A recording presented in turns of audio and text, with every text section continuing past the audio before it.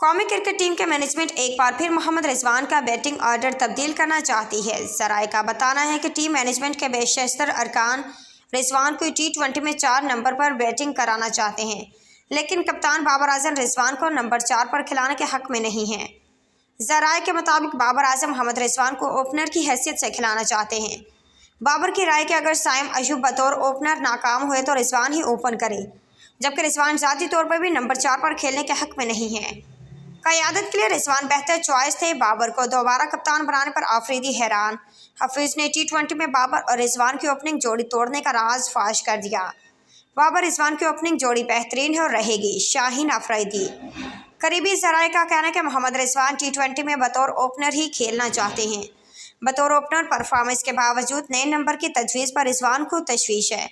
Team management Mohammad Rizwan की जगह उस्मान खान या फ़खर जमान को नंबर 3 पर खिलाना चाहती है।